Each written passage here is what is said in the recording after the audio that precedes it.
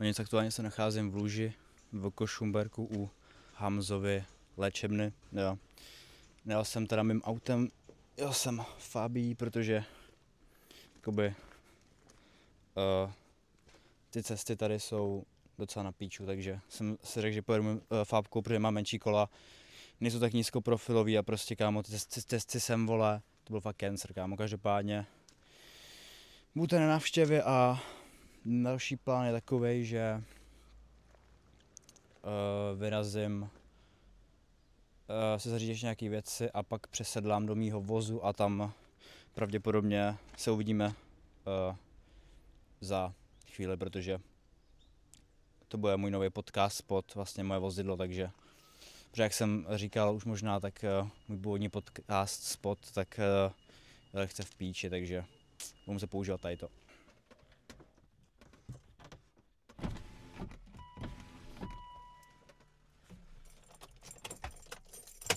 No, stal se takový menší fail, natočil jsem 13 minut videa, který jsem natočil bez zvuku, takže absolutní bomba, kámo, je mi docela vedro, protože tady svítilo sluníčko do toho auta a klimatizaci puštěnou mít nemůžu, protože by to bylo slyšet, takže kámo, 13 minut zabitých, ale aspoň jako vím, o čem budu tak nějak mluvit, jo. Měl jsem tady, u toho jsem vlastně jedl Kinder Maxi King, jo, doporučuji.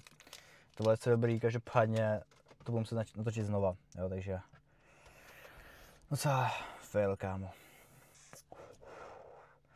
No, mezi tím, co jsem vlastně jakoby tady přehodnocoval moje životní rozhodnutí ohledně toho, proč jsem kurva si neskontroloval zvuk, tak jsem koukal na nějaký videa a viděl jsem vole Grznára po dlouhý době, kámo, jak zajebal nějakou prostě věc, a to jsem pustím, kámo, ať víte, o čem mluvím. Sledovat člověka, který hraje hry na počítači, je za mě zvrácenost, demence, ubohost a degenerace a degradace lidské rasy. To je šílenost prostě, ale užijte si to, když jste redovaný. Jo, a teď pak zajebal tady to, kámo. Jo, jakoby to je takový, jakoby... Nejsem jako proti tomu vyloženě, jo, ale trošku to jakoby signalizuje na starého Grznára, kámo, 7 let zpátky prostě, jo, takže to mě trošku pobavilo. Každopádně, abych se vrhnul do té věci, jo.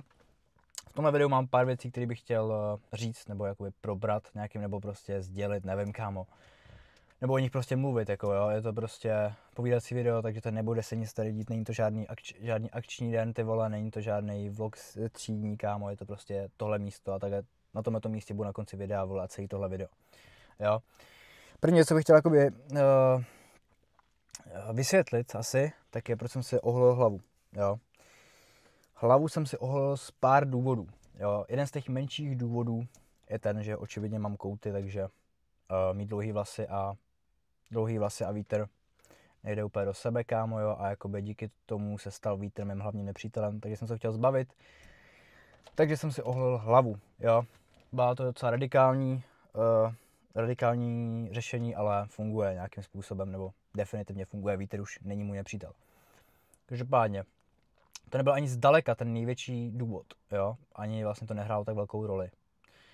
To byl spíš až bonus potom, že jsem vlastně nemusel řešit vítr, jo. Každopádně jeden z větších důvodů byl ten, že jsem se chtěl jako odprostit od názoru ostatních, od nějaký normy, nebo od nějakého jako idealizovaného muže nebo kluka, jakoby jak holky vidějí ideálního kluka, nebo jak je to dneska, jakoby, jak to říct, typek, co má prostě, vole, kurva. Prostě lidi, co mají ohlednou hlavu, zvlášť v mém věku, tak to není moc jakoby normalizovaný. To neříkám, že to má být něco, co je normalizovaný, každopádně není to, je to vnímaný jakoby ne normálně, kámo. Přijde mi, že některým holkám hlavně jebe v palici tady v tom, že jakoby jasně mají nějaký svůj prostě typ a takové věci, kámo, ale jakoby oholená hlava nebo krátký vlasy, prostě to je normální, kámo, jakoby, jo.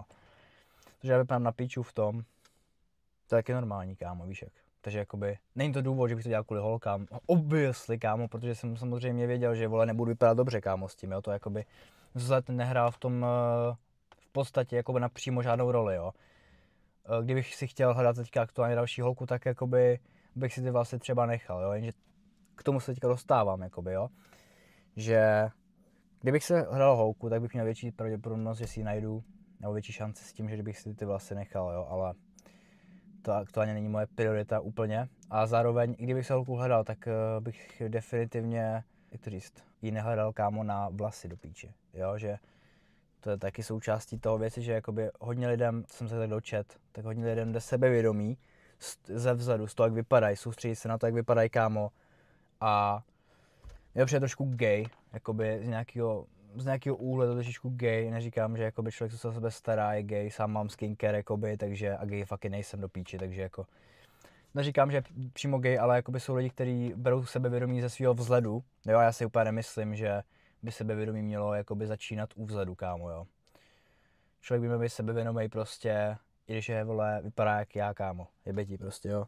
Každopádně hodně lidí bere sebevědomí právě ze vzhledu, což jsem si chtěl právě já nějakým způsobem taky od toho odprostit od toho, že vlastně nechci brát sebevědomí z nějakého vzhledu, což neříkám, že jsem bral v nějaký větší míře, ale prostě nechci brát sebevědomí ze svého vzhledu, nechci se soustředit na nějaký názory ostatních, na nějaký normy, jo, a to bylo taky z části důvodu, proč jsem to udělal, protože se nechci soustředit na svůj vzhled takovým způsobem jako dřív, protože člověk, když už má další vlasy, jako jsem měl já, tak už nemá zrovna na výběr, jo, protože člověk jako nemůžu ráno vstát z postele a jít ven, kámo, a jít do práce, prostě nemůžu, kámo, protože ty vlasy, jak jsou dlouhý, obzvlášť můj typ vlasů, tak prostě člověk s tím se o to musí starat, musí to nějak stylizovat, musí prostě s tím něco dělat, jo, tím pádem, když už to upravuje, tak to jakoby logicky chce, aby to vypadalo dobře, tím pádem se soustředí na ten vzhled právě, jo, a přidává to práci, protože já nechci se soustředit na ten vzhled tolik jako předtím jsem musel, neměl jsem zrovna úplně možnost, protože bych vypadal jak absolutní totální kretén a nechtěl bych chodit jako s roztuchanou mastnou hlavou, kámo, po ulici, jako by zase jako jsou nějaký hranice od toho, co říká i lidi, že je třeba gay, že se o sebe někdo stará, kámo, ale jako chodit s mastnou palicí a s roztuchanýma vlasama a říkat jako já jsem tough guy, píčo, tak to je trošičku už z hranici, si myslím, jo, takže to takový kokot nejsem, jo. Takže proto jsem si oholil hlavu, jo. Chtěl jsem se odprostit od názoru ostatních, chtěl jsem ušetřit čas se staráním o vlasy, chtěl jsem se přestat soustředit tolik na ten vzhled a soustředit se spíš na něco jiného, protože člověk, jak jsem říkal, když má dlouhý vlasy, nemám už moc na výběr a musí s tím něco prostě dělat, kámo. Já jsem to vyřešil takhle, jo. Takže rozhodně jsem si nemyslel, že budu vypadat, vole, dobře s tím, jo. To jsem chtěl jakoby trošičku určit, aby si to někdo třeba nemyslel, protože to je absolutně totálně absurdní, kámo. Jo, takže tohle bych chtěl jakoby uzavřít nebo vysvětlit, proč jsem to vlastně udělal, jo. Bylo to částečně i YOLO, jakoby, jo, ale já jsem částečně jako fakt nejmenší část, to bylo jako YOLO, nějak bych si tomu třeba i nedokopal, jo, kdyby to nebylo YOLO jako z části, jo. Ale přemýšlel jsem nad tím i v minulosti, takže jsem se rozhodl doslova ze dne na den, že to udělám a nějak to asi nelitu úplně, jo, na veřejnosti chodím normálně, kámo. Nejsem, vole, insecure, kámo, že mám kouty do píči, nebo, vole, že co se mě budou lidi myslet, kámo, v píči, co si někdo myslí, vole, jebe ti na hlavu, kámo. Potom to jakoby jde, jo, já nechodím po ulici, nemám sebevědomí z toho, ty píčo, vypadám dobře, kámo, to fakt tady z toho nemám, protože vím, že to dobře nevypadá, kámo, takže logicky sebevědomí beru od někud jinať a myslím si, že beru to z míst, kde by to správně zdravě mělo brát, jakoby, jo, nebo, že když budu chodit po ulici a jediný, z čeho moje sebevědomí vyplývat, je můj vzhled, ty píčo, mám dobrý vlasy, kámo, bro. Nevím, no, takhle bych existovat úplně nechtěl, samozřejmě to nikomu neberu, jestli takhle někdo existuje, tak good luck, bro, ale jakoby to já fakt nebudu. Takže tohle bych chtěl vysvětlit, jo, a tak.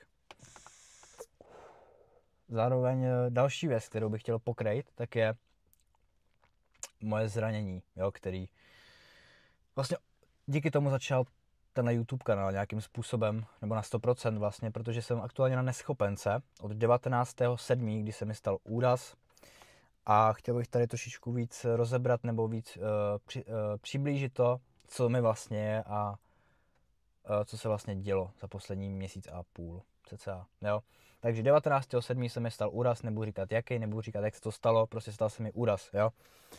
Stal se mi konkrétně úraz, mám to napsané v lékařské zprávě, trošku to zkrátím, aby to dalo větší smysl. Je to intraartikulární zlomenina hlavičky druhého metakarpu, jo. Abych to přeložil do češtiny pro jakoby normálního člověka, tak to znamená, že intraartikulární znamená, že tak zlomenina zasahuje do kloubní plochy nebo do kloubu, jo. Hlavička druhého metakarpu. Metakarp jsou tady kosti, co vám takhle vedou k těm kloubům, jo. Metakarp, to je prostě metakarp, jo. Jsou metakarpy. Metakarp druhého kloubu, to je tady, to znamená, že to je první, to je druhý metakarp, jo. Hlavička je tady ta část tady. Jo, tady není jedna velká koule, vole, ale jsou tady takhle dvě, ty jsou takhle nějakým způsobem, jo. Jsou oddělený, jakoby nejsou k sobě srostlý, to koule prostě, jo. Jsou ten metakarp a tady je takhle hlavička. Nevypadá samozřejmě úplně takhle, ale prostě pro představu metakarp, to je hlavička, jo. Tu mám zlomenou od kloubní plochy takhle na polovinu, jo, prostě nezasahuje to do toho metakarpu, jako do té kosti přímý, ale do té hlavičky, jenom ta hlavička je zlomená, jo. Což to dělá dost komplikovanější, protože, abych začal od začátku, původní plán, když jsem tam přišel, blablabla, tak to bylo na operaci pravděpodobně a dali mi za týden kontrolu, a aby to pozorovali a aby se rozhodli o té operaci. Po týdnu mi bylo řečený, že je to teda na hraně, to mi říkal každý z těch doktorů, ale nakonec traumatolog rozhodl, že to na operaci nebude. Tak jsem si říkal, super, kámo, nebudu muset na operaci, jo. To samozřejmě jako by není tak jednoduchý, jo. Uběhly týdny, jo, 4 týdny jsem měl tuhle sádru, kterou jsem hodím, pak jsem měl 2 týdny dlahu, takovouhle, co teďka ukážu, prostě dlaha a obvaz, obvázený. To jsem měl 2 týdny. Po 2 týdnech mi to sundali a za týden jsem nastoupil na rehabilitaci, co jsem říkal v předminulém videu. A tam nastal právě další problém. Paní, to nebude slečna, to bude spíš paní, mi tam řekla, že si to, co mi dělala ta rehabilitace, tak mi řekla, že si nejlíbí ty rentgeny, takže je poslala specialistům, který zná na chirurgii rukou, aby jí řekli její názor, jestli to vážně na operaci není, jo. Na ty výsledky teda furt čekám. Říkala mi, včera jsem byl na další rehabilitaci a říkala mi, že ještě neví, že čeká, jestli ji ozve. Jo, každopádně. Kdyby řekli, že ne, tak neřeknu půl slova, budu šťastný, kámo, že jsem to zahojí a budu prostě v cajku, jo. Samozřejmě na 100% budu vědět, jestli nepůjdu na operaci až třeba po těch rehabilitacích, jo. I kdyby řekli, že ne. Protože by se muselo vidět, jak ten kloub bude fungovat potom. Ale, abych to zjednodušil. Teďka čekám na ty výsledky, co řeknou. Kdyby řekli, ne, jsem šťastný, kámo, všechno bude v pohodě, dokončím rehabilitace, nějaký 2-3 měsíce a půjdu do píče a půjdu zpátky do práce. Pohoda, vrátím se k normálnímu životu, kámo. Varianta B, řeknou, že to na operaci je a že to je blbost, že mě neposlali na operaci předtím. A abych řekl, proč vlastně se zvažovala ta operace, jo. Jak jsem řekl, tohle je hlavička, mám to zlomený takhle. Je to posunutý, ten kousek je posunutý dolů a doprava, jo, že to prostě sjelo dolů. To znamená, že tam je takový schůdek. Takhle je kloubní plocha prostě, jo, takhle. Představ si, že to je to prostě rovný a tady je takhle prostě jakoby schůdek, jo, jak je to posunutý dolů. Ten kloub je samozřejmě širší, kvůli tomu je takový sploštilejší, jo, ale největší problém je, že tam je prostě ten schůdek, který by měl za následek to v budoucnu, že ta chrupavka v tom kloubu, nebo celkově ten kloub se za 5, 10, 8, nevím, 6, 7 let úplně skurví a budu mít extrémní bolesti a nebudu to moc ten kloub pořádně používat, jo. A vzhledem k tomu, že já jsem fyzicky aktivní, tak mě docela překvapilo, že mi na operaci neposlali hnedka, jo. Samozřejmě nechci tady odsuzovat zdravotnictví český nebo něco takového, ale když ten specialista, kterýho ona obepsala, nebo se s ním bavila a řekne, že to je na operaci, tak trošku budu jakoby pochybovat o tom, co se tady vlastně kurva děje v tom českém zdravotnictví, že tam mi borci řeknou, traumatolog, který je údajně prý hodně dobrý tady v té oblasti a řekne mi, že to není potřeba a další specialista, přímo chirurg na ruce mi řekne, že pro člověka, co chce být fyzicky aktivní a dělat nějaký sporty, tak definitivně ta operace je nutná. Kdyby tohle řekl, já říkám kdyby, tak bych začal zvažovat to, jestli co se tady kurva v tom českém zdravotnictví kurva do píči děje, kámo, jo. A to zatím nestalo, takže aktuálně jakoby nikoho tady nedisu, vole, chirurgii tam, kam chodím, ale to je pro přiblížení moje situace, jo. Abych to nějak urychlil, kdyby všechno šlo podle plánu, zpátky do nějakého normálního života se vrátím třeba v listopadu. Je 6. září a mám to od 19. července, jo. Takže v listopadu, kdyby to bylo na píču a šel bych na operaci v budoucnu, tak bych se vrátil třeba jako nejdřív po novém roce, jo, třeba konec ledna, začátek února. Takže abych jakoby vysvětlil situaci, proč to není obyčejná vymrdaná zlomenina a nedělám za sebe chudáka. To nedělám v žádném případě, ale jakoby není to obyčejná zlomenina, nějaký kosti, kámo, kterou budu za 3 měsíce mít v pohodě a budu si dělat, co chci, kámo. Že tohle to není jakoby made up drama, ale je to vlastně absolutně totální píčo, je to docela komplikovaný, že to není vymyšlený, vole, jo. Takže abych takhle přiblížil to, co vlastně se teďka děje, co se bude dít, to, co se dělo. Takže tak. No a to je jakoby takový fun fact, to jsem dneska nechtěl řešit, ale s tím, jak jsem na té neschopence a tak samozřejmě člověk nemůže chodit tak často ven, má nějaké vycházky, jo, nemůže se dostávat tak snadno někam pryč, obzvlášť když jsem měl třeba sádru 6 týdnů, jo. Ale s tím souvisí právě to, co jsem dneska viděl u Typka na podcastu, Typek se jmenuje takhle, to jsem hodin, kdybyste se ho chtěli najít. A Typek tam říkal něco ve smyslu, že souvisí to vlastně s kamarádstvím nebo prostě s přáteli, který má člověk v okolí nějak nebo blízko sebe. Je to vlastně o tom, že kolikrát se stává to, že třeba někdo chce pozvat kamaráda ven, jo, chce jít s ním ven. Logicky ten člověk, co ho žádá, tak si na to musí udělat čas, jo, protože času není jako nekonečno, jo. Tak očekává od toho druhého, jestli ten čas taky udělá. Ten člověk napíše, že nemá čas zrovna, tyjo smůla, kámo, ok, nemá čas, v pohoda. Po třetí, po čtvrtý, po pátý nemá čas, je furt zaneprázdněnej. To už jakoby není jenom náhoda, že ty vole nemá čas, kámo, ale on ten čas ani není schopný udělat, protože čas je věc, která se ve většině případech dá prostě udělat. Na něco si udělat čas, kámo. Konec konců ten člověk, co toho druhého žádá, tak si na to ten čas taky musí udělat, jo, a sám toho druhého člověka zve, takže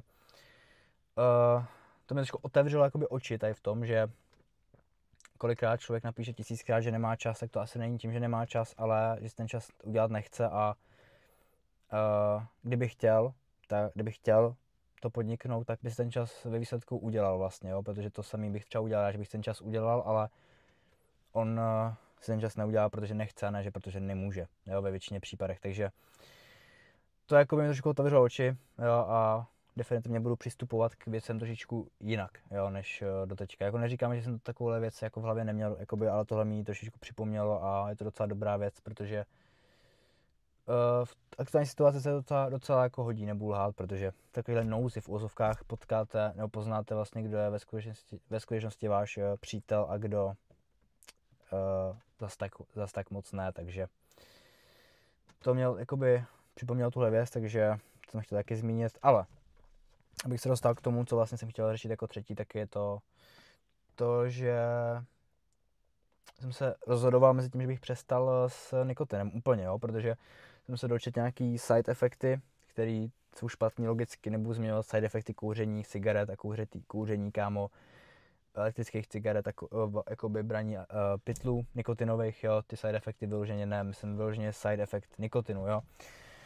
A zrovna pro mě třeba v budoucnu, když se budu chtít vrátit k nějaký fyzické aktivitě, tak právě tyhle ty side efekty, tak to docela budu ovlivňovat, jo, protože konec konců, když tu věc budu chtít dát pořádně, nebo kdokoliv bude chtít tu fyzickou věc dělat pořádně a nebude třeba držet jídelníček na 100%, nebude schopný spát tolik, že má hodně práce, tak když do toho přihodí nikotin, tak to není úplně věc, která je dobrá, jo, a zároveň nikotin není věc, která vám v životě jakoby něco extrémně dá, jako není to droga, v tom smyslu, že z toho budete mít nějaký high, kámo, je to prostě absolutně garbage, je to zbytečný, a člověk se na tom vypěstuje závislost vlastně na ničem, protože na konci už takový, že vlastně kouří, ani z toho vlastně ani nemá, dělá to jenom protože kouří nebo protože si dává pytel. Jo, pytle jsou trošičku jiný, ty mají jako větší efekt, když člověk zvyšuje dávky, ale kouření cigaret a kouření elektrických cigaret, tak ve výsledku pak už není ani nějak jako protělo, že by to nějak člověk pocítil, je to prostě spíš jako rituál, je to taková závislost, takže, nebo je to reálně závislost, takže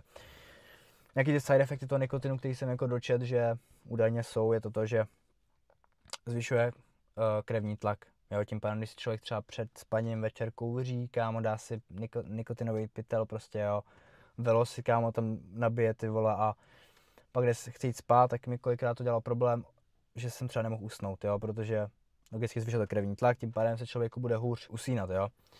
Zároveň, jako já jsem to bral taky kvůli tomu, že jsem si říkal, ty mě jako pytle uklidňujou, kámo, víš co, vyčiluje tě to, ale ve výsledku jakoby to dělá přesný opak, jo. Takže, a právě spánek souvisí s regenerací, méně spánků, horší regenerace, to si myslím, že každý člověk se dá nějak normálně dohromady. Další věc, kterou nikotin jako způsobuje, je zúžení cév, jo, což má třeba vliv i na tu regeneraci, protože se do těch svalů nedostává, ne, že nedostávají žádný živiny, ale nedostává se tam dostatek živin, jo, protože ty cévy jsou logicky zúžený, jo. Ty zúžený cévy zároveň souvisí s tím, že do těch svalů se nedostává dost kyslíku, jo, tím pádem to neovlivní jenom regeneraci, ale ovlivní to i ten samotný workout nebo tu fyzickou aktivitu, že ty výkony nebudou takový, jaký by prostě mohly být, jo. Takže to nejsou úplně optimální jako věci, které člověk chce, když se takovým věcem věnuje, takže to si myslím, že je trošičku k zamyšlení, jo. A to ani nezmiňuji kouření cigaret. Nevím, co jsem chtěl ani říct. Prostě je to k zamyšlení, si myslím, a zároveň teda hlavně pro mě, když já jsem si to vlastně vymyslel, takže jsem taky chtěl zmínit, že což hodně lidí třeba neví, že to má takovéhle účinky, jo, vidět, že tyhle kouření způsobuje rakovinu, takovéhle prostě kámo věci, které prostě ví každý člověk, ne každý druhý, ale ví to každý člověk, který ho potkáš, kámo, jakoby, jo. O těch věcech vyloženě toho vlivu toho nikotinu mi přijde tolik lidí zase neví, takže jsem se o tom něco načet a byl jsem ne jako úplně extrémně překvapený, protože zase jako mám nějak jsem se tomu věnoval, tady těm jako zdravému životnímu stylu, ale některé věci jsem nevěděl, že jsou až tak jako závažný, co se týče právě třeba té regenerace a to zúžení cév a vyšší krevní tlak, nebo zvýšený krevní tlak kvůli tomu nikotinu, protože myslím, že nikotin vyplavuje, myslím, že adrenalin, nebo něco takového.